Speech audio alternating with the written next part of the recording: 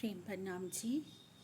प्राणाधार सुंदर साथ जी, अब तक की श्री बीतक चर्चा में हमने सुना कैसे महाराज जी के अंदर वैराग्य उत्पन्न होता है। विवाह भी हो चुका है, घर में पत्नी आ चुकी है, एक बच्ची भी जन्म ले चुकी है, लेकिन वैराग्य जो दिन व दिन उनके अंदर बढ़ता ही जा रहा है। और एक दिन इतनी तीव्र, कहते हैं ना, वैराग्य की अग्नि हृदय में धधकने लगी कि अब तो मुझे कुछ करना ही करना है। अपनी आत्मा के कल्याण के लिए, अपनी आत्मा के उस प्रीतम की मुझे खोज करनी ही करनी है। तो क्या होता है, आधी रात का सन्नाटा छाया होता है जब घर से निकल पड़ते हैं। कहते हैं ना, जब लग जाती है तो लागी वाली फिर कुछ और देखती ही नहीं। जब हृदय में वो तड़प, वो अग्नि जब प्रज्वलित हो जाती है ना, फिर दिन और रात नहीं देखा जाता।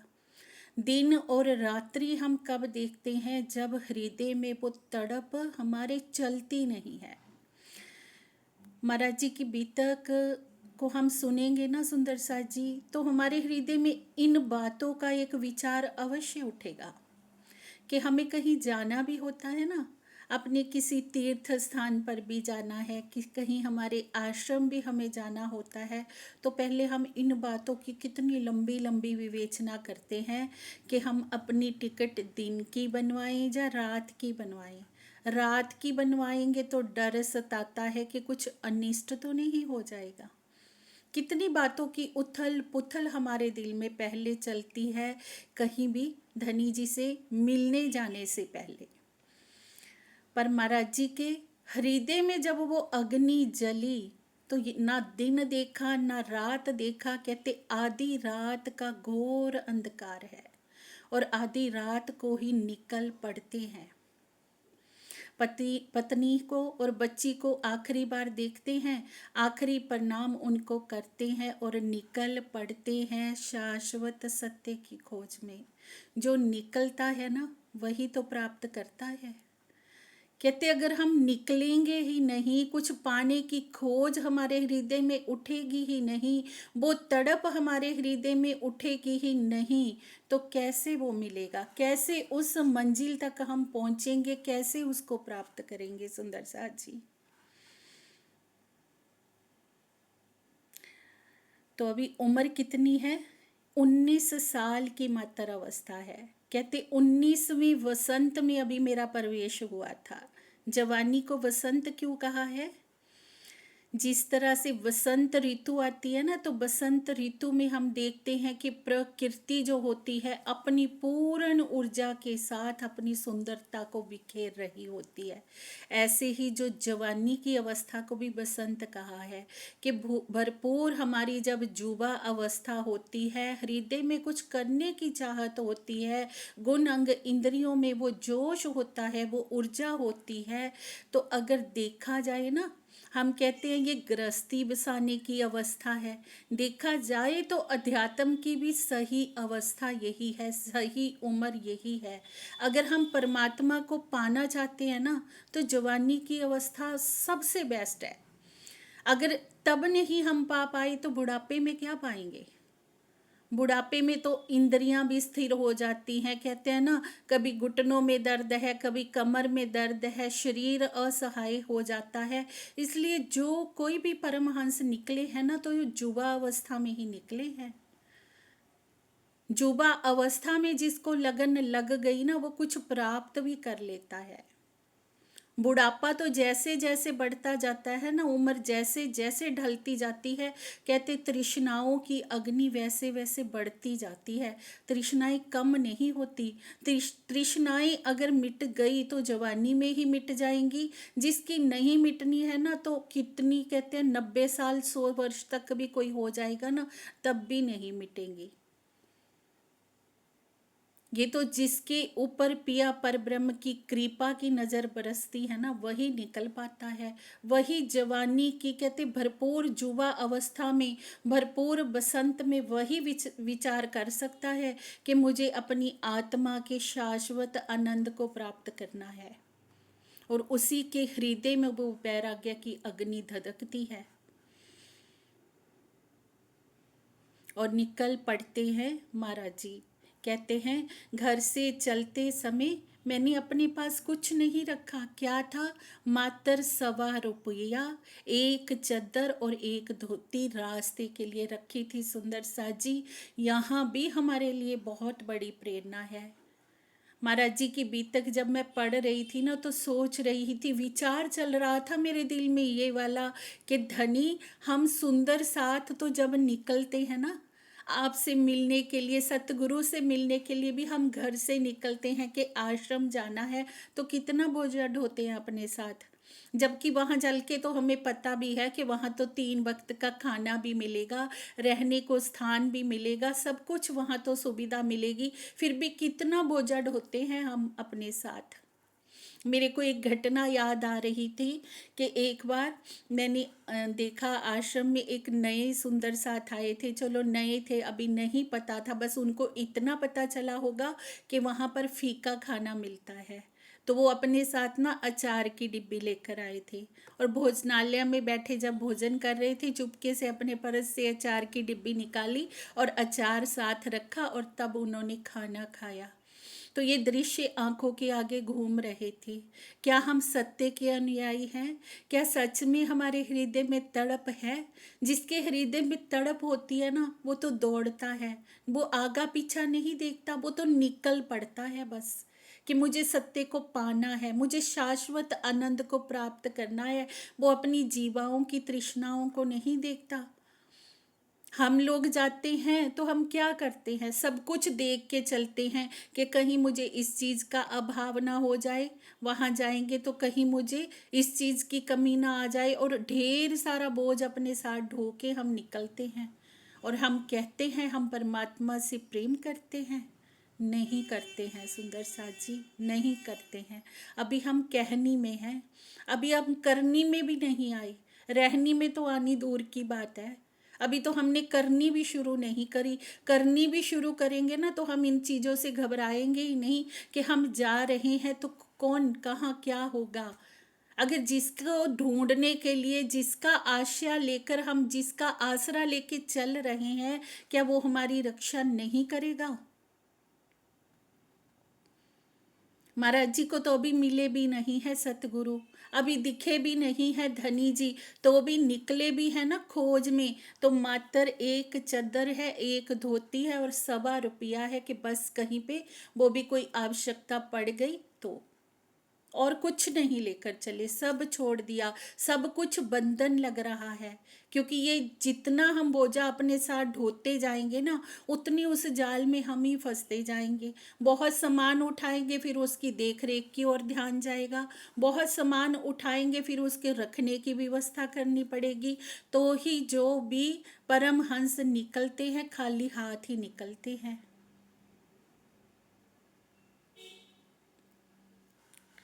तो कहते अपनी जन्मभूमि से पैदल चलकर अगली रात्रि मुजफ्फरनगर में पहुंचते हैं, जहां जाकर कहते मैंने एक मंदिर में विश्राम किया। विश्राम करने के लिए भी कोई स्थान नहीं है, ये भी नहीं पता कि कहाँ ठहरा जाएगा, कौन सी जगह जाऊंगा, बस निकल पड़े हैं। मंदिर दिखा तो वहीं विश्राम कर लिया। ये है खोज। उनके सुंदर, कहते मेरे सुंदर रूप रंग को देख कर ना, किसी ने भी यह नहीं सोचा कि इतने दिन से भूखे हैं ये, और इनके भोजन की कोई व्यवस्था कर दी जाए। कितने दिनों से, 3 दिनों से भोजन नहीं किया था, पर कहते रूप रंग इतना सुंदर था कि देखकर किसी को पता ही नहीं चला, क्योंकि सहनशीलता का गुण है, छिपाना आता है। दिल में ये तो तड़प है ही नहीं कि मुझे कुछ खाना है, दिल में प्यास ही कुछ और है, परमात्मा को पाने की। कहते कोई समझ भी नहीं पाया कि मैंने इतने दिन से कुछ खाया नहीं है। अगले दिन भी उन्हें किसी ने भोजन नहीं दिया। ये तो पहला दिन बीत गया कि जब किसी को नहीं पता चला चेहरे से कि इतना सुंदर जुवा लड़का है, इसको भूख भी लगी होगी। कहते पहला दिन बीत गया। पहले दिन भी किसी ने नहीं भोजन पूछा और दूसरा दिन भी बीत गया, अगले दिन भी किसी ने भोजन नहीं पूछा। और इस प्रकार कहते 3 दिन व्यतीत हो गए। 3 दिन भूखे प्यासे रहने के पश्चात मन में ये विचार आया कि अब मैं मथुरा के लिए चलूं, हो सकता है वहां जाके परमात्मा के दर्शन हो जाए, वहां जाकर परमात्मा के दर्शन कर लूं। फिर भी मन में विचार क्या चल रहा है कि परमात्मा के दर्शन करने का। ये विचार नहीं चल रहा कि कहीं जाके कुछ खाने का इंतजाम कर लूं, कहीं पे किसी को बोलूं, मुख से किसी को बोला भी नहीं। ये होता है परमहंसों का जीवन, कभी मुख से कुछ कहते ही नहीं है कि हमें भूख लगी है, हमें प्यास लगी है, किसी को उजागर ही नहीं होने देते अपने शरीर के विषय में। तो बस आत्मा की तड़प होती है, वो तड़प प्रचंड होती है। फिर भी इच्छा क्या हो रही है, परमात्मा को पाने की, कि मैं मथुरा जाऊं और वहां जाकर परमात्मा का दर्शन करूं। कहते ये सोचकर मैं मथुरा के लिए पैदल ही निकल गया, पैदल ही प्रस्थान कर दिया। और कहीं कहीं कुछ भोजन मिल जाता था, कहीं कहीं पर मिल जाता था। कई दिन की यात्रा के पश्चात कहते अलीगढ़ पहुंची। वहां पर एक दयालु हृदय वाले लाला जी से भेंट हुई। दयालु हृदय वाले लाला जी, जिनके अंदर मानवता का गुण था। हम कहते हैं ना, मानवता की सेवा भी क्यों की जाए, इसलिए की जाए। सुंदर सा जी आगे का घटनाक्रम बता रहे हैं, मानवता की सेवा भी क्यों जरूरी है। कहते हैं ना, पता नहीं किस रूप में आकर नारायण मिल जाएगा, भजन सुना है ना, पता नहीं किस रूप में कौन से परमहंस के दर्शन हो जाएं और हमारे जीवन का, कहते हैं ना, हमें वो सौभाग्य प्राप्त हो जाए। अब लाला जी भी धन्य धन्य हो गए कि इतने महान परम धाम की आत्मा ब्रह्म मुनि का उनको दर्शन हुआ, और वो भी उन्होंने सेवा करने का भी सौभाग्य प्राप्त किया। तो मानवता की सेवा भी कितनी जरूरी है, ये घटनाक्रम हमें बता रहा है। हम कह दें कि हम सिर्फ सुंदर साध की सेवा करें, या हम कहीं भी अपने किसी पूजनीय स्थान पर जाकर सेवा करें, और हमारे दर पर कोई एक रोटी के लिए आ रहा है तो हम उसको फिटकार दें? नहीं सुंदर साथ जी, पता नहीं परमात्मा किस रूप में आ जाते हैं, और पता नहीं किस जरूरतमंद के पास ना, हमारे कहते हैं हमारे घर का एक निवाला भी चला जाता है और कुल के कुल तर जाते हैं। तो वो लाला जी इतने दयालु थे कि मुख देखते ही पहचान गए कि इनका चेहरा उतरा हुआ है, और पूछते हैं, ये है सच्ची मानवता कि हम दूसरे की पीड़ा को देखकर द्रवित होएं, कि अमुख व्यक्ति का मुख उतरा हुआ है तो पूछें कि भाई क्या कारण है, तेरा चेहरा उतरा हुआ क्यों है, ये दर्द। ये सच्ची मानवता भी होनी बहुत जरूरी है। कहते हैं जो सच्चा मानव बनता है ना, वही कुछ कर पाता है। तो कहते जैसे ही पूछा कि तुम्हारा चेहरा उतरा हुआ क्यों है, यदि आप भूखे हैं तो आपको मैं भोजन करवा सकता हूँ, और यदि आपको कुछ पैसों की ज़रूरत है तो मैं आपकी उस तरह से सेवा करना चाहता हूँ, क्योंकि उनको तो समाज सेवा का काम करना है, वो उनका कार्य है। तो क्या कहते हैं महाराज जी, कहते मैंने उनके अंदर ना मानवीय संवेदनशीलता की जब भावना देखी तो अपने मन की बात कह डाली। ऐसे कहते मैं किसी के आगे कुछ नहीं कहता था कभी भी। परमहंस कभी किसी के आगे उफ नहीं करते हैं, पर वो व्यक्ति सामने से पूछ रहे हैं तो इसमें परमात्मा की रजा समझते हुए कि ये भी धनी जी के, ये मालिक के हुक्म से ऐसा हो रहा है कि कोई मेरे से पूछ रहा है, तो बताते हैं कि भाई मैं 3 दिन से भूखा हूँ। और चेहरा उतरने का यही कारण है। चेहरा उतरने का कारण मतलब ये नहीं है कि वो भूख से नियात हो रहे थे तो चेहरा उतर गया था।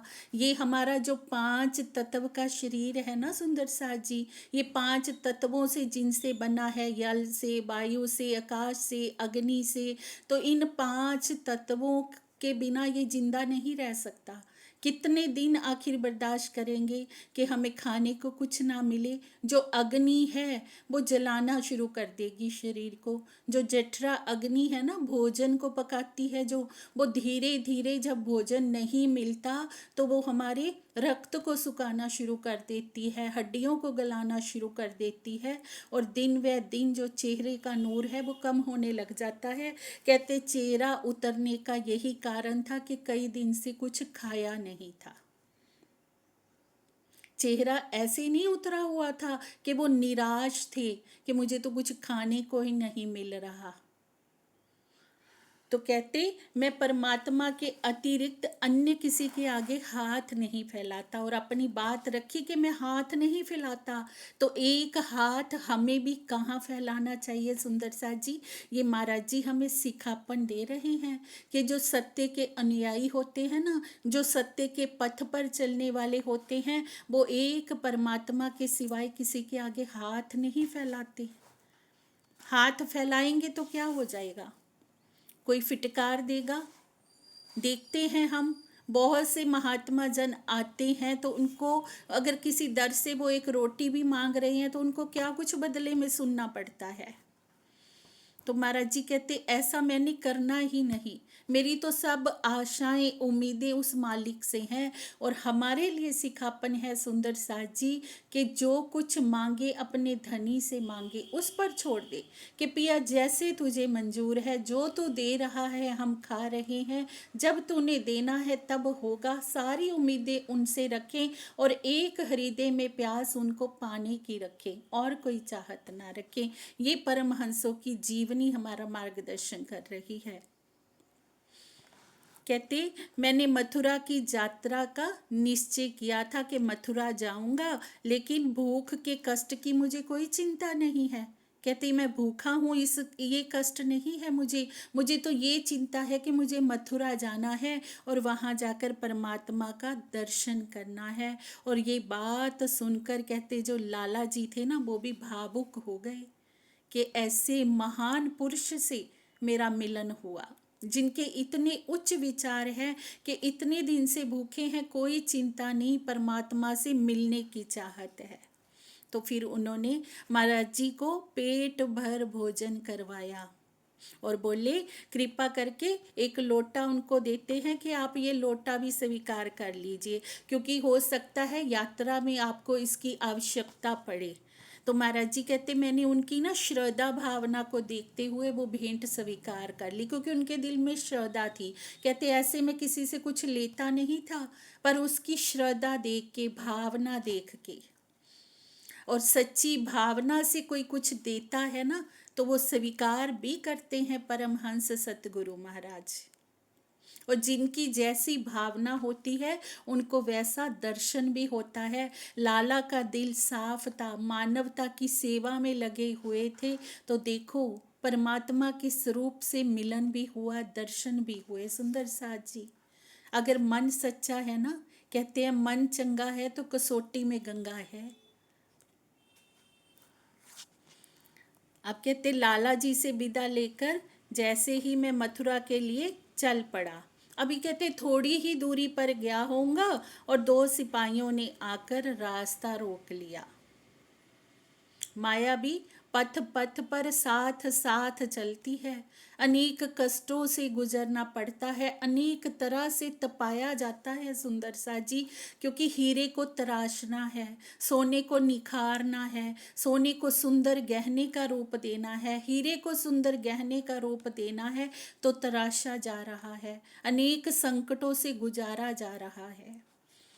तो थोड़ी ही दूरी पर गया तो दो सिपाहियों ने आकर घेर लिया और बहुत ही रोबीली आवाज में, गुस्से भरी आवाज में कहते बोले अरे लड़के तुम कौन हो, अपना नाम पता बताओ और हम तभी तुम्हें जाने देंगे।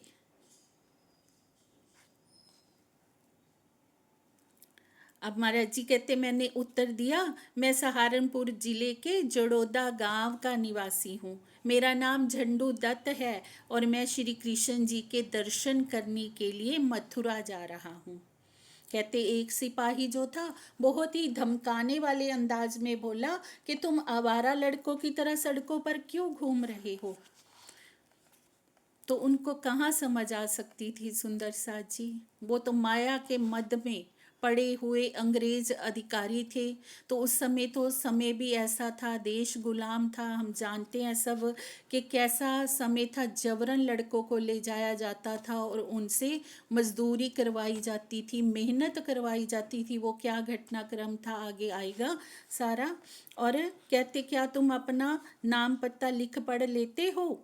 तो अभी महाराज जी कहते मैं कुछ बोल ही नहीं पाया था कि दूसरा सिपाही फिर मुझे डराते हुए स्वर में बोलने लगा, यह आएगा क्यों नहीं, हम इसे डंडे से ले जाएंगे। लेकर कहाँ जाना है उनको? फीजी में लेकर जाते थे। उस समय जो युवा लड़के होते थे ना, उनको उठाकर फीजी ले जाते थे। फीजी क्या है? एक द्वीप है। दक्षिण में जो प्रशांत महासागर है ना, उसके ओशियन क्षेत्र में एक फीजी द्वीप है, जहाँ पर गन्ने की खेती होती है। और गन्ने की खेती के लिए ना सस्ते मजदूर चाहिए होते थे। तो वहाँ भारतीयों को उठाकर ले जाते थे ये अंग्रेज अधिकारी, उनसे मेहनत करवाते थे, मजदूरी करवाते थे। बोल देते थे कि 50 रुपये महीना मिलेंगे, देते दूते तो कुछ भी नहीं थे। और वहाँ गुलाम बनाकर भारतीयों को रखा जाता था। और ऐसा माना जाता है कि लगभग 60,000 के करीब भारतीय मजदूर वहाँ रखे गए थे। तो इसी मकसद से वो महाराज जी को भी उठा कर ले गए। अब महाराज जी कहते पुण्य मुझे संबोधित करते हुए बोल रहे हैं, देखो हम तुम्हें 50 रुपये महीना की नौकरी दिलवा देंगे, तुम्हें केवल थोड़ा सा लिखने का वहाँ काम करना है। अब धोखे से लेकर जा रहे हैं ये बात कहते हुए कि 50 रुपये की नौकरी दिलवा देंगे। पर महाराज जी को तो इसमें कोई इंटरेस्ट नहीं था। महाराज जी कहते मैंने बहुत मना किया कि मुझे कोई नौकरी नहीं करनी, मेरा घर छोड़ने का ये उद्देश्य नहीं है, मैं तो परमात्मा की खोज में निकला हूँ। कहते लेकिन वो बुद्धि विहीन लोग थे, वो कहाँ इस बात को सुनने वाले थे और मुझे जबरदस्ती पकड़ कर ले गए। अब कहते जिस स्थान पर मुझे ले जाया गया ना, वो शहर के बाहर बाहर था। शहर के बाहर ले जाकर जबरन रखा जाता था और एक जहाज पर सवार करके सारे भारतीयों को वहां पहुंचा दिया जाता था। इतिहास की इन घटनाओं से हम सब वाकिफ हैं सुंदर सा जी। और उसमें कहते सभी वर्गों के लोग शामिल थे। भोजन बनाने में स्वच्छता का तो कोई ध्यान था ही नहीं। कहते भोजन बनाने वाला तथा परोसने वाला दोनों ही निम्न वर्गों के लोग थे, जो सफाई की तो परिभाषा जानते ही नहीं थे। सफाई बिल्कुल नहीं थी। सफाई मतलब कि मीट मांस बन रहा है, क्या बन रहा है, प्याज लहसुन चल रहा है, सब कुछ चल रहा था, किसी तरह की स्वच्छता नहीं थी।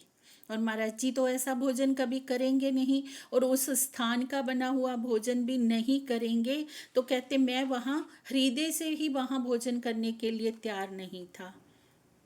तो कहते बिना खाए 2 दिन गुजार दिया कि अचानक ही मेरी भेंट एक कर्मकांडी ब्राह्मण से हो गई।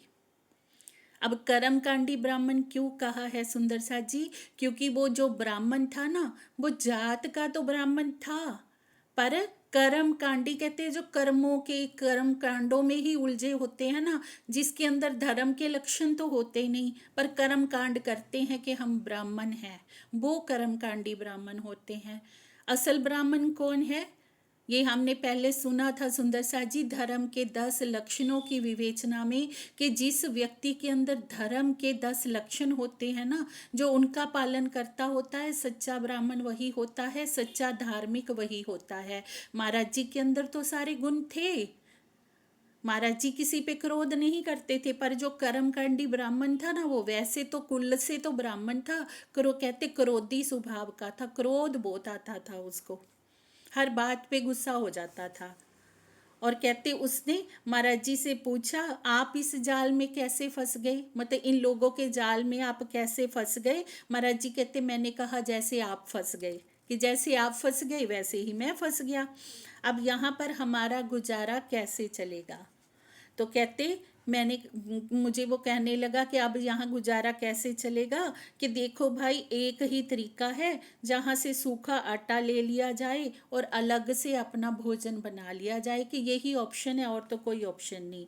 तो कहते हम दोनों ब्राह्मणों का धर्म जो है वो तभी सुरक्षित रह पाएगा धर्म क्या है सुंदर सा जी? अभी हमारी विवेचना हुई है कि धर्म जो है सत्य ही धर्म है, सत्य का पालन करना ही धर्म है, धर्म के 10 लक्षणों का पालन करना ही धर्म है। और कहती यह बात ठीक है, तुम उपवास पर बैठो और मैं शोर मचाता हूँ कि ब्राह्मण देवता भूखे हैं तभी हमें आटा मिल सकेगा। ये जो कर्मकांडी ब्राह्मण है वो ये बात महाराज जी को कह रहा है। और उस ब्राह्मण का स्वभाव तो पहले से ही महाराज जी कहते क्रोधी था, भूखे होने के कारण से उसे और ज़्यादा क्रोध आ रहा था। कहते हैं ना, एक तो पहले ही स्वभाव में क्रोध हो और जब खाने को कुछ नहीं मिलता ना तो और अग्नि अंदर से जब जलाती है तो और ज़्यादा क्रोध उत्पन्न होता है। तो कहते वहाँ जो भी आता था उससे भोजन का मामला उठाकर वे लड़ पड़ते थे, भोजन के लिए लड़ाई करने लगता था कि ये भोजन अशुद्ध है, हम नहीं खाएंगे। पर महाराज जी ने नहीं खाया, पर किसी से झगड़ा भी नहीं करा।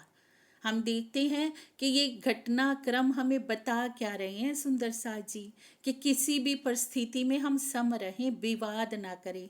छोटी छोटी बातों पर विवाद करने वाले कभी धार्मिक नहीं हो सकते। एक धार्मिक व्यक्ति के अंदर गुण क्या होने चाहिए ना, हमें महाराज जी बीतक से वो गुण बता रहे हैं। पहले से ही उनके अंदर वो लक्षण होते हैं धर्म के।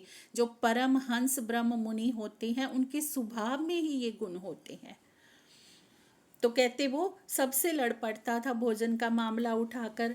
उनके क्रोध का अंगारा दहक रहा था चारों तरफ। अब दोनों के भूखे होने की जो बात थी वो फैल गई। लड़ाई झगड़ा होने के कारण से सबको पता चल गया कि ये जो दो व्यक्ति हैं दोनों ही ब्राह्मण कुल से हैं और भूखे हैं, इन्होंने कुछ खाया नहीं। और जब भोजनालय के प्रबंधक को कहते ये बात मालूम हुई तो उन्होंने हम दोनों को अपने कार्यालय में बुलवाया और सारी बात सुनकर उसने हमें कच्चा राशन दिलवा दिया।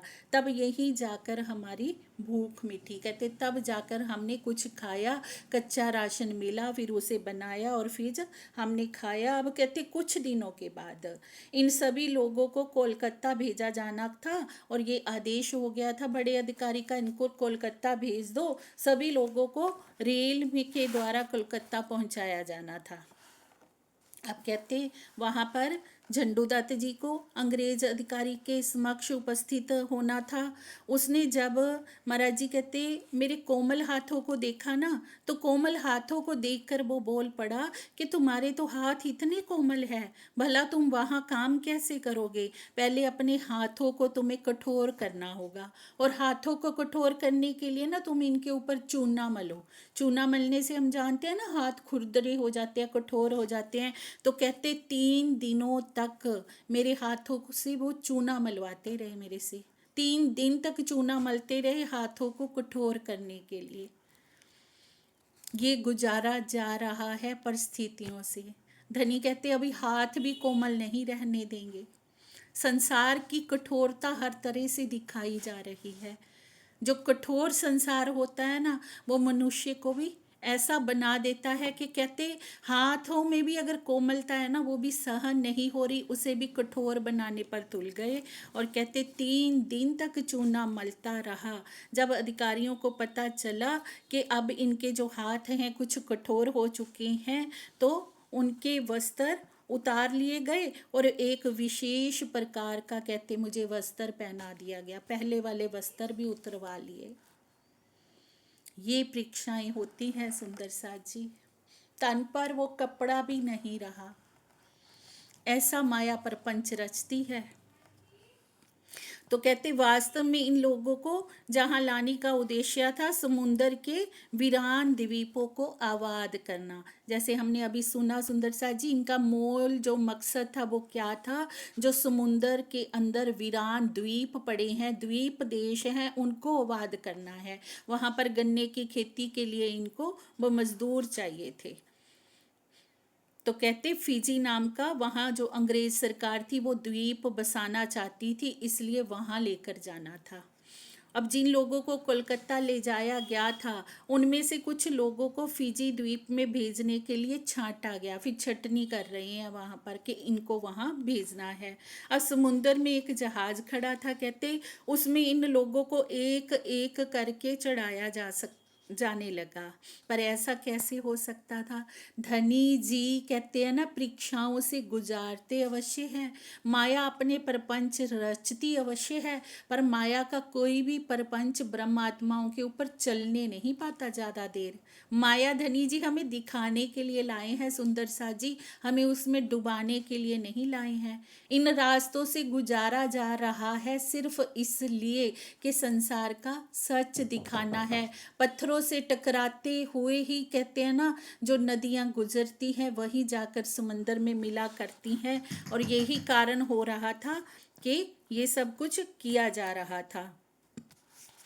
अब कहते, जिन लोगों को एक एक करके छांटा जा रहा था, तो समंदर में कहते एक जहाज खड़ा था, उसमें इन लोगों को एक एक करके चढ़ाया जाने लगा, और एक अंग्रेज साहब जो था सभी के हाथों पर मोहर लगा रहा था, और दूसरा साहब उस व्यक्ति को जहाज के अंदर भेजे जा रहा था। मोहर लग रही थी कि इसको भेजना है, और महाराज जी के ऊपर तो पहले ही परब्रह्म की मोहर लग चुकी थी, उनको कोई कैसे उस जहाज में चढ़ा सकता था सुंदर सा जी, जिसके ऊपर परमात्मा ने अपनी मोहर लगा दी कि इस ब्रह्मंगना के दिल में तो मुझे अपना अर्श करके बैठना है, इनको सतगुरु बनाकर बैठाना है, इनके द्वारा तो सारे संसार की मलिनता को मिटाना था। उनसे जो मेहनत करवानी थी ना, उनसे जो मजदूरी करवानी थी, वो ये करवानी थी कि जो कोई भी ब्रह्मात्मा, जो कोई भी प्राणी उनके सानिध्य में आता जाएगा, वो धर्म का मजदूर बनता जाएगा, वो धर्म की संपदा प्राप्त करता जाएगा। तो वो महाराज जी को वहाँ कैसे भला चढ़ा सकते थे? तो आगे क्या घटना होती है कि सभी लोगों को एक पंक्ति में जब मैंने खड़ा हुआ देखा, तो जो दूसरे पंडित थे ना, जो क्रोधित पंडित थे, वो भी उस पंक्ति में खड़े हो गए। कहते मैं भी खड़ा हो गया। अब दोनों के मन में ये विचार आ रहा था कि यदि हमने अपना विचार नहीं किया ना, तो कुछ ही पलों में इस जहाज में हमें बैठा दिया जाएगा और अपने देश से दूर कर दिया जाएगा, फिर हम कभी भी अपने देश में वापिस नहीं आ पाएंगे। और महाराज जी के दिल में तो ये बात चल रही थी कि मेरा तो उद्देश्य ही कुछ और है, मैं ये कहाँ आ गया। तो फिर क्या कहते हैं पंडित जी? कहते हैं कोई बात नहीं, हम कोई उपाय सोचते हैं। तो उपाय सोचते हैं, ये बात कहकर कहते हैं चलो तुम ऐसा करो, तुम मेरे पीछे ना अलग पंक्ति में खड़े हो जाओ, तुम्हें किसी से कुछ भी नहीं कहना है, जो भी बात करनी होगी मैं अकेले ही कर लूँगा। कहते ये कहकर ना जो पंडित जी थे वो अलग पंक्ति में खड़े हो गए। उनकी देखा देखी महाराज जी कहते मैं भी उनके पीछे खड़ा हो गया। अब उनके इस क्रियाकलाप को कहते दो सिपाहियों ने देख लिया। वे उनके पास आए और बहुत ही क्रोधित होकर बोले, तुम दोनों उल्टी गंगा क्यों बहा रहे हो? किससे पूछकर तुमने अपनी अलग से लाइन बनाई है? कहते कोई भी उत्तर ना मिलने पर ना उन दोनों को पकड़कर अंग्रेज अधिकारी के आगे पेश कर दिया गया। तो अंग्रेज अधिकारी जब पूछते हैं कि तुम दोनों अलग से अपनी पंक्ति बनाकर क्यों खड़े थे, तो पंडित जी ने उत्तर दिया कि हम अपनी इच्छा से यहाँ नहीं आए हैं, पुलिस वालों ने हमें जबरदस्ती यहाँ लाकर फंसा दिया है। उन्होंने कहा कि तुम्हारे पास कि तुम्हें हम 50 रुपये की नौकरी दिलवाएंगे कि तुम हमारे साथ चलो, कि वो हमें ज़बरदस्ती यहाँ लेकर आए हैं।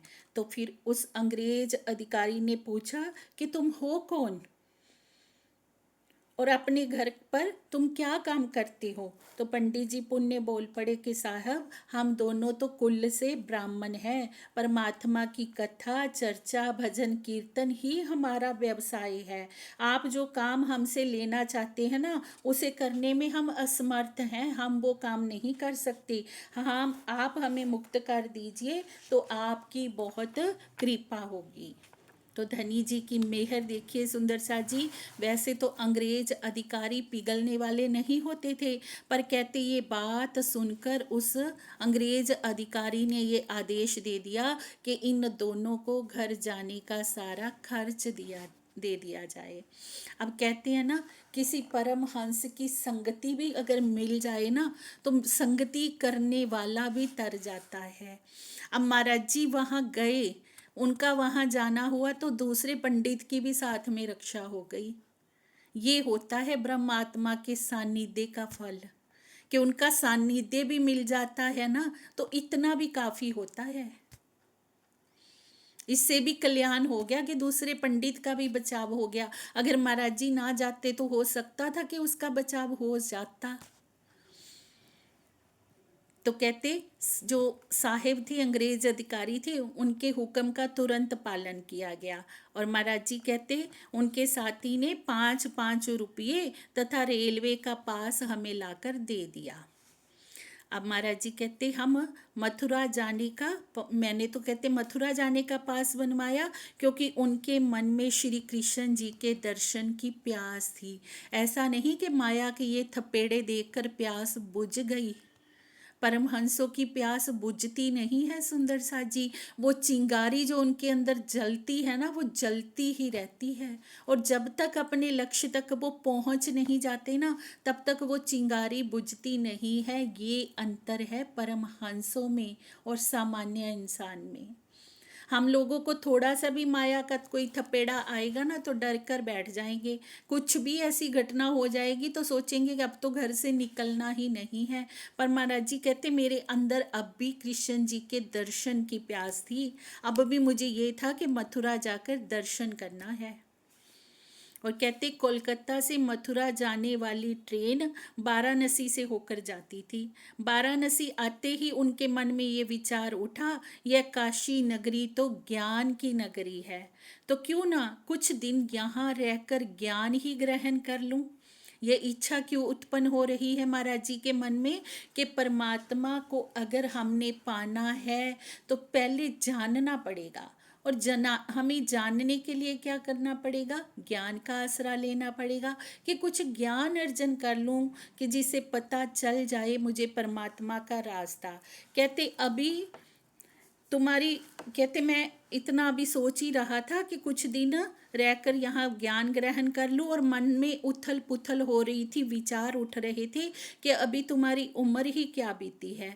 यदि तुमने शिक्षा ग्रहण करने का यह सुनहरा अवसर खो दिया तो बाद में तुम्हें पछताना पड़ेगा। शिक्षा ग्रहण करने की तरफ मन इशारा कर रहा है। पर कहते विचार जो थे ना वो बदलते जा रहे थे। कभी कुछ विचार आ रहा है, कभी कुछ विचार रहा है। कहते इस विचार के पहले तो दृढ़ होते मैं स्टेशन पर उतर गया।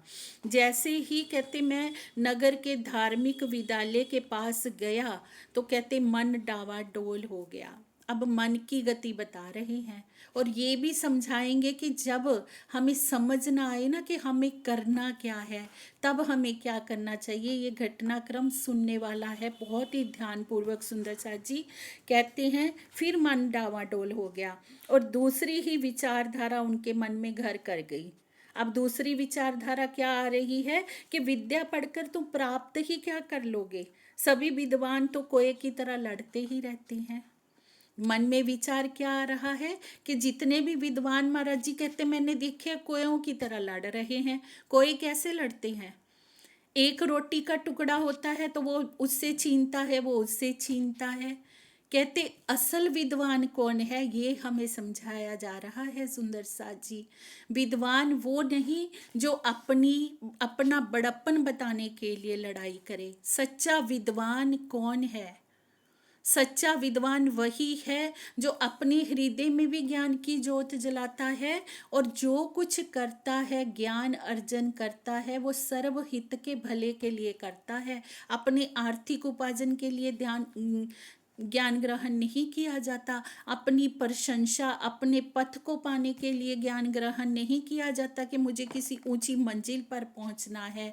सच्चा ज्ञान क्या है? सच्चा ज्ञान यही है जिससे हमारी आत्मा का कल्याण हो और अन्य की आत्माओं का कल्याण हो।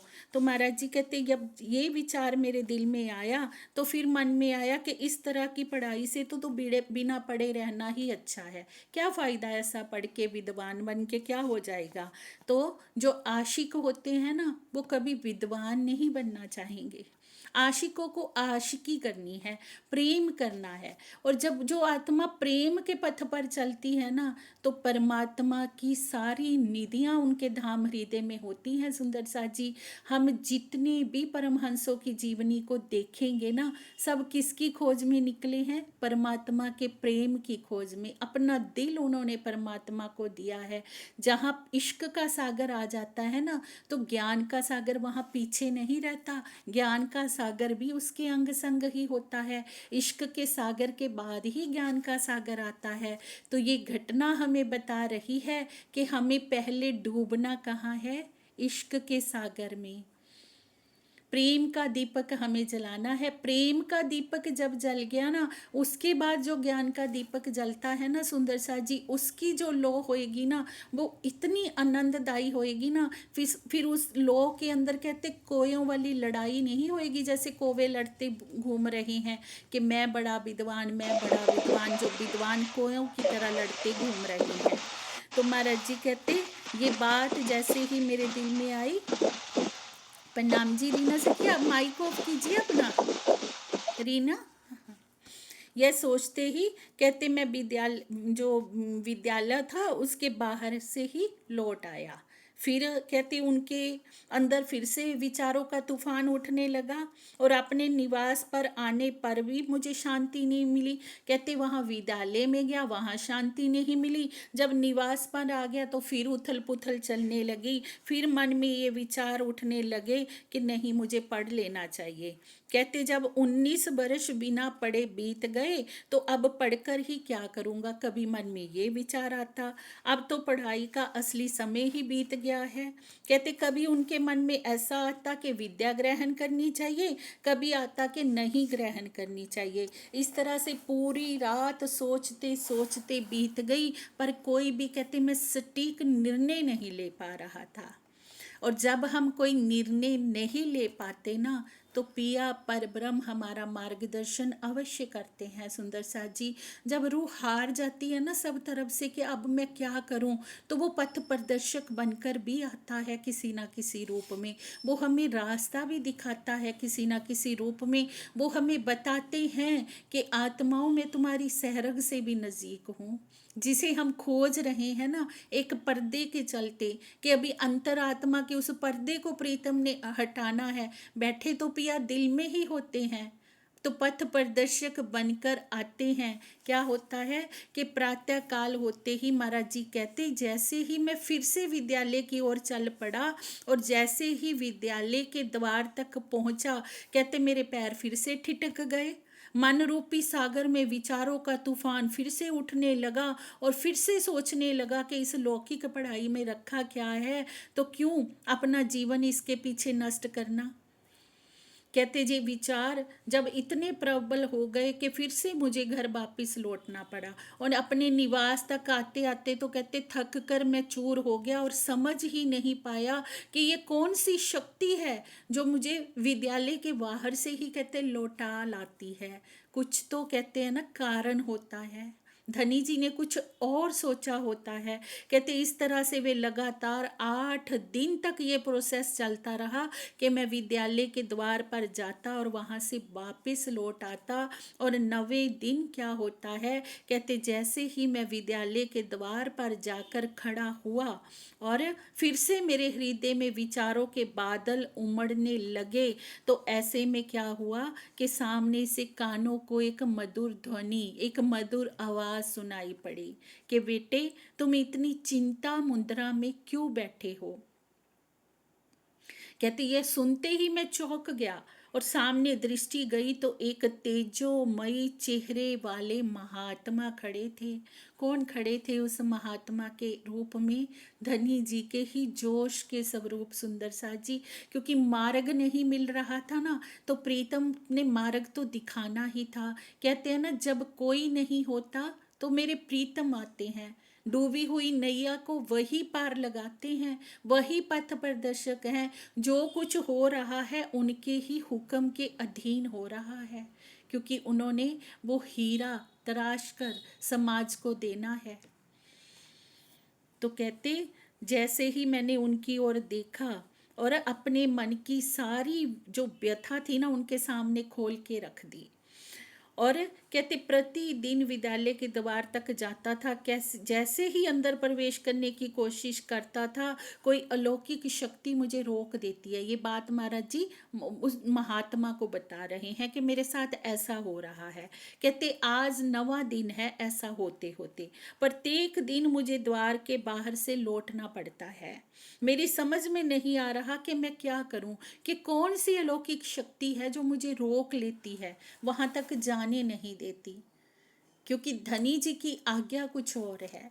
तभी कहते हैं ना, हमारे जीवन में बार बार प्रयास करने पर भी अगर कुछ नहीं हो रहा ना सुंदर सा जी, उसमें भी धनी जी की कोई रजा है। प्रीतम ने कुछ और बेहतर हमारे लिए सोच रखा है, क्योंकि आत्मा के जीवन में जो कुछ पल पल घटित हो रहा है ना, वो मेहर के तले हो रहा है, धनी जी की इच्छा के अकॉर्डिंग हो रहा है। हमारे जीवन में जो कुछ होता है तो एक हमारी अंतर आत्मा ही जिस चीज को करने की गवाही नहीं देती ना कि ये काम तुम्हें करना नहीं है, तो अंतर आत्मा में उस प्रीतम की ही आवाज होती है, पर हम पहले अभी सुन नहीं पाते। हमें होता है कोई बाहर से आकर हमें समझाए, पर आत्मा अंदर से साक्षी दे रही होती है। अभी पूज्य स्वामी जी ने बहुत ही सुंदर जो उपायों में इसका बताया है कि जो मनुष्य है ना, कर्म करने में स्वतंत्र है ना, कर्म करता है कि उसको पूरी स्वतंत्रता है, वो जैसे तैसे करे। किंतु यदि यह प्रीतम पर ब्रह्म को पाने की राह पर चल देता है, कोई भी इंसान जब परमात्मा को पाने के रास्ते पर चल देता है ना, तो उसकी स्थिति वैसी हो जाती है जैसे रंगमंच पर कोई अभिनय करने वाली कठपुतली की होती है। जब हम परमात्मा को अपने को सौंप देते हैं ना, तो हमारी डोरी को भी वो इस तरह से पकड़ लेते हैं कि जैसे कठपुतली की डोरी पकड़ी होती है ना, उसको जो नचा रहा होता है बाजीगर। बाजीगर तो हमें दिखता नहीं है, डोरी भी हमें दिखती नहीं है, केवल कठपुतली नाचती हुई दिखती है। ऐसे ही परम धाम की ब्रह्म आत्माओं की जो डोरी है वो पिया पर ब्रह्म के हाथों में है सुंदर सा जी। वो जैसा हमें नचाते हैं हम वैसा नाचते जाते हैं। कहती है, सुनकर महात्मा जी ने कहा, तुम लौकिक विद्या प्राप्त करके भी क्या करोगे। देखो धनी जी ने वही मार्गदर्शन उनका किया जो उनकी अंतर आत्मा से आवाज आ रही थी। कहते शांति का मूल तो अध्यात्म विद्या में है, पर यदि तुम पूरी जानकारी पूरी कहते अगर तुम जगन्नाथपुरी है वहां जाकर दर्शन करो तो तुम्हें अवश्य ही आध्यात्मिक विद्या प्राप्त हो जाएगी। तो कहते पहले मैं तो सोच रहा था कि विद्या प्राप्त करने में ही आत्मा की शांति है, पर वो कहते लौकिक विद्या प्राप्त करके क्या तुम करोगे। परमात्मा ने पिया परब्रह्म ने उनको अलौकिक धन देना है, तो इसलिए मार्ग दिखा रहे हैं आगे आगे कैसे उनका मार्ग सुगम होएगा।